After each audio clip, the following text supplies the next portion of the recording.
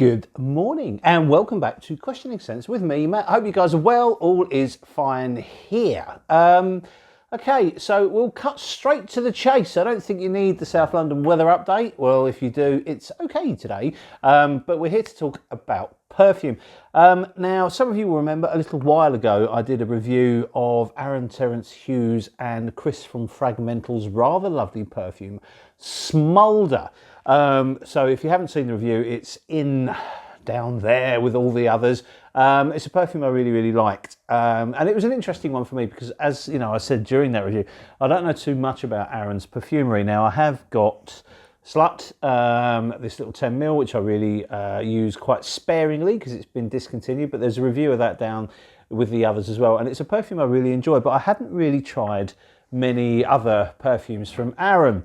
With Smolder came 6 10mls. So what I originally wanted to do was kind of like an overview of all 6 of them and just give a brief sort of chat about each of them. Now I've had a chance to wear them all, and I don't think that kind of video will work. So what I've decided to do is just pick a video on each of them. I think is probably the best way forward because they're all quite interesting in their own way.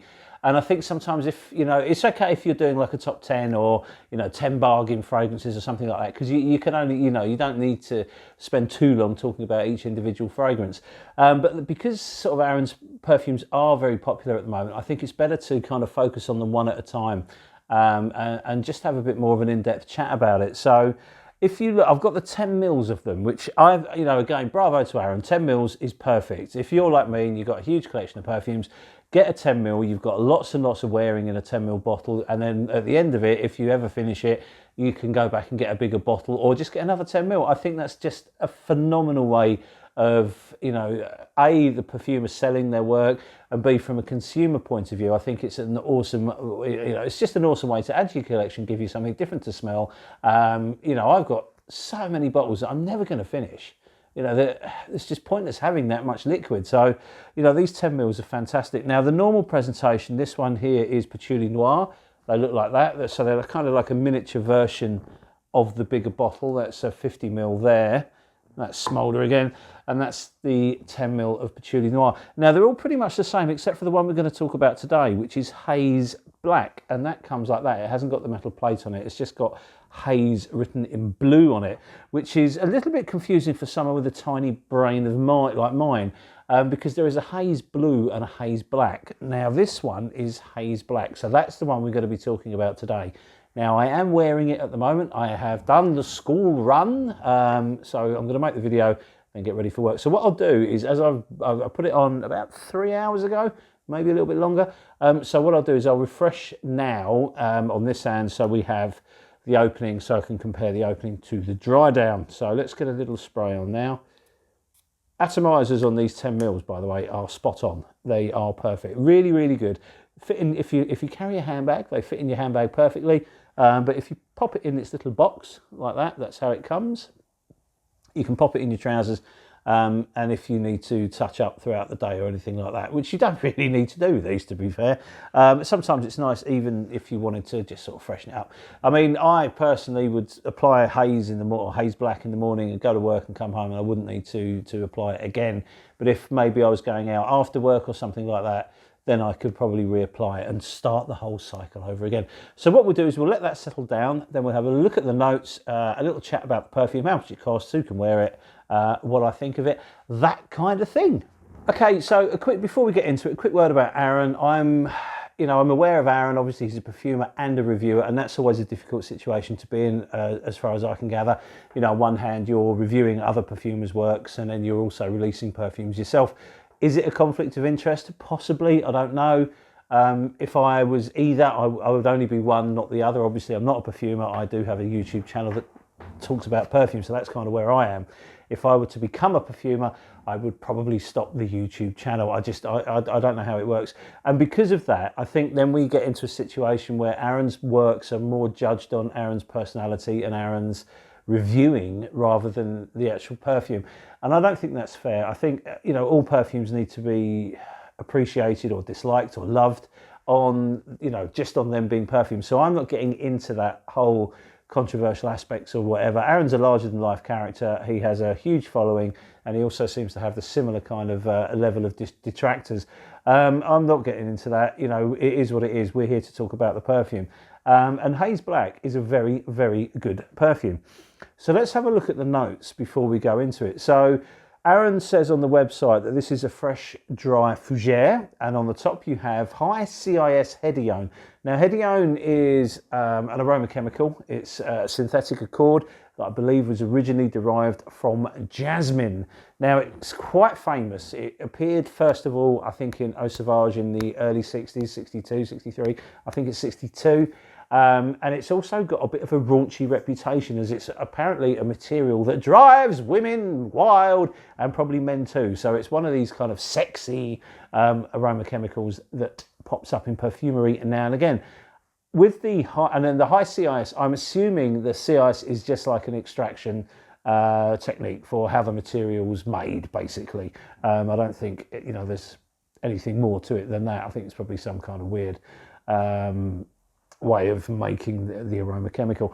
And with that, you have Brazilian sweet orange, you have lemon, and you have pink grapefruit, and then you have pineapple, you have galbanum, you have blackcurrant, you have pink peppercorn, and then in the base you have filth accord, clean skin accord, ambergris, and a rose absolute. Now, when I reviewed Smolder, I came across this clean skin accord. It's not something that I was aware of before, and obviously Aaron uses this clean skin accord in a lot of his perfumes, and the filth accord pops up as well.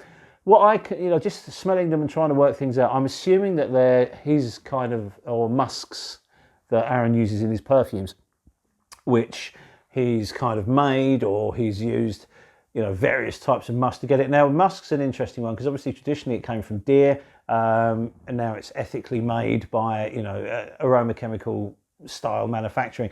There's lots and lots and lots of different types of aroma chemical musks, and this is a fantastic thing. Do we need to kill animals to make perfume? I don't think so. No, don't get me wrong, I'm not a vegetarian. My wife's a vegetarian, but I'm not. But the idea of animals being killed for perfume or sort of cosmetics in general doesn't really sit well with me. So the idea of artificial musks, I think, is a fantastic idea. Okay, so that's basically the note breakdown. So how does it smell? Well, it smells really rather good.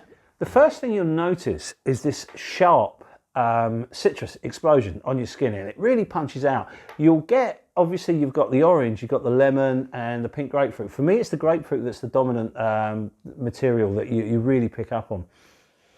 And it's fresh and it's clean and it's airy. Now, hedione is a floral-like material which can be citrusy. So I think by using that, what Aaron's managed to do is amplify everything as it hits your skin. So it's not like a very light, airy, wispy, watery citrus. No, it's quite a potent one, and it really explodes off your skin in a really nice way.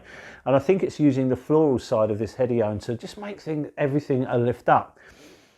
But it's clean and it's fresh, and what I love is because there's a bitterness or a tartness to the grapefruit, it's not overly sweet. It's clean and it's fresh. And what I also love about the perfume is that this freshness and citrus top stays with the perfume all the way through. So it is a completely, you know, it can easily be classed as a freshie, but it's not light. It's not playing at being a freshie. It's a very, very long lasting fresh perfume.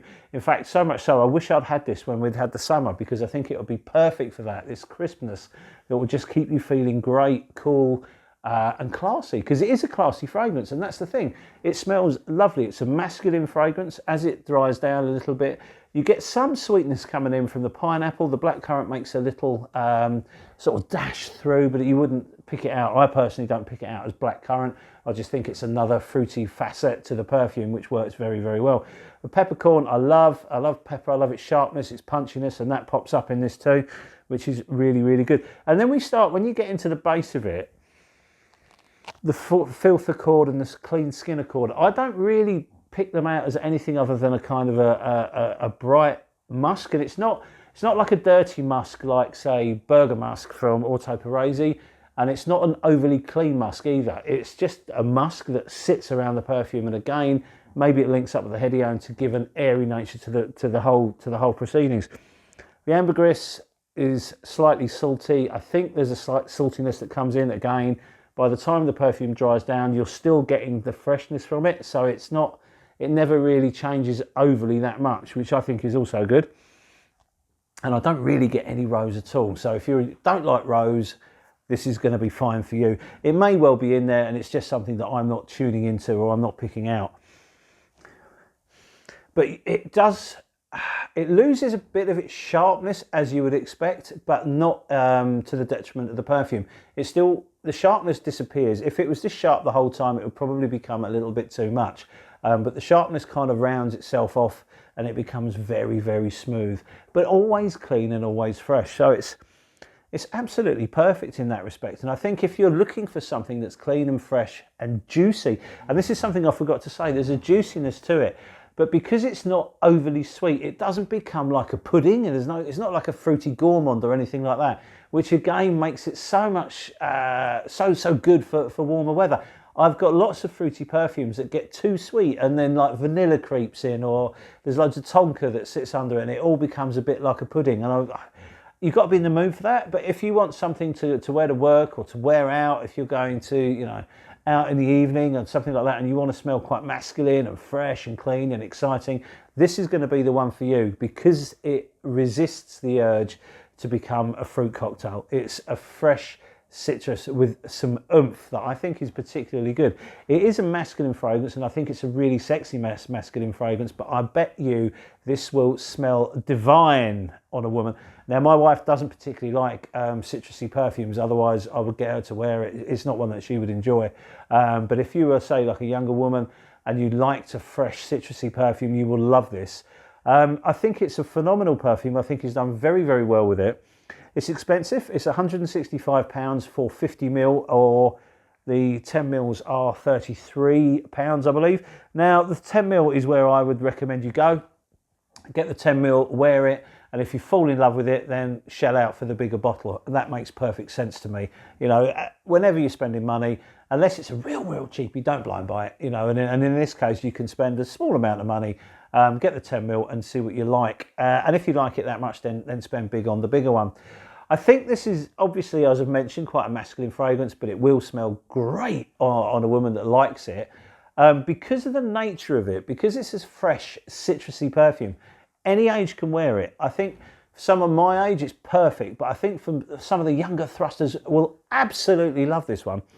And it's just a nice, good, clean and exciting perfume to wear. So of the 6 that I've got, this is the first one we're reviewing. This is the first one I actually tried as well. And this was a hit for me. I think he's done a great job and I highly recommend that you try it. So there you go. The first, I mean, what I'll do is I'll try and do one a week over a 6-week period. So you know, you've got a chance to hear my opinion on all of them. But I think he's done a really good job with this one. I think it's a good perfume and I think it will certainly prove to be a very popular. So there you have it. My take on Terence Hughes Haze Black, a very good citrus freshie. Many thanks, cheers, and bye.